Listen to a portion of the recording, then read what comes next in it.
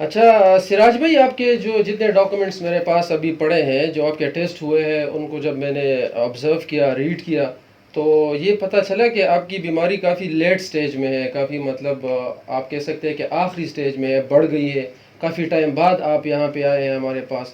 تو کیا آپ بتانا پسند کریں گے یہ کیوں آپ نے اس طرح کیا؟ کیا وجوہات تھی کہ آپ اتنی ٹائم بعد ہمارے پاس آئیں؟ ڈاکٹر صاحب، آپ کو پتہ ہے کہ میں وزیرستان میں رہتا ہوں.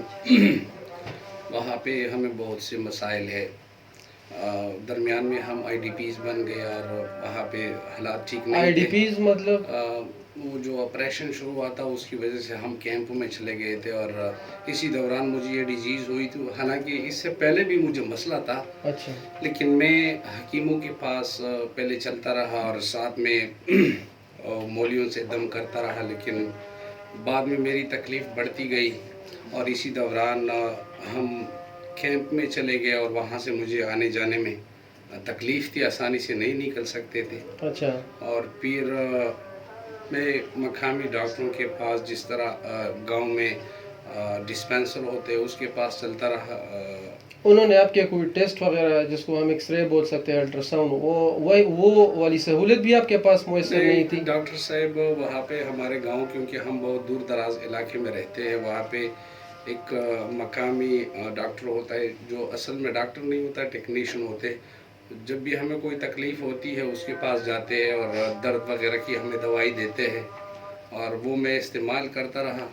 اسی دوران میری کوئی ٹی والا جو ایکسرا ہے، معائنہ ہے، وہ بھی میرا نہیں ہوا، اور کوئی بھی اس طرح سہولیات نہیں تھے. اس کی وجہ سے مجھ سے میری بیماری لیٹ ہوتی چلی گئی. کوئی آپ کا اس طرح کوئی دوست بھی نہیں تھا جو آپ کو گائیڈ کر سکے، رہنمائی آپ کی کر سکے کہ آپ کی بیماری سیریس ہو سکتی ہے، آپ کو کافی عرصے سے تکلیف ہے، آپ کو کسی اچھی جگہ جانا چاہیے؟ ڈاکٹر صاحب، گاؤں میں پھر میرا ایک دوست ہے، اس نے مجھے بتایا کہ آپ کی بیماری ہمیں اس طرح لگتی ہے کہ ٹھیک نہیں ہے، اور ان مقامی لوگوں سے یہ ٹھیک نہیں ہوتی ہے. تو انہوں نے کہا کہ کسی بڑے اسپیشلسٹ ڈاکٹر کے پاس چلے جائے تاکہ وہ آپ کا علاج کر سکے.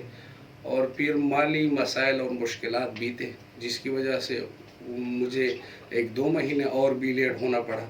اور اسی دوران آپ کو پتہ ہے میری ہسٹری کا کہ میں مسلسل سگریٹ پیتا ہوں اور نسوار بھی 25-30 سال سے کر رہا ہوں.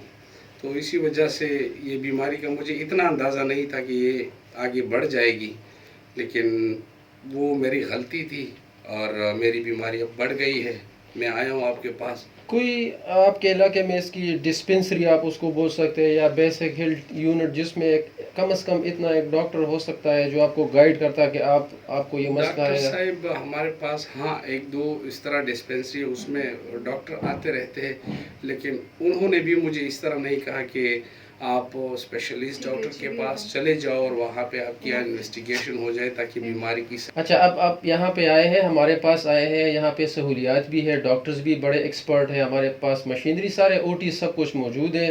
آپ کا علاج یہاں پہ انشاءاللہ ہو جائے گا. ابھی اس کے بعد آپ کو فکر کرنے کی کوئی ضرورت نہیں ہے. ٹھیک ہے؟ ڈاکٹر صاحب. Okay, welcome.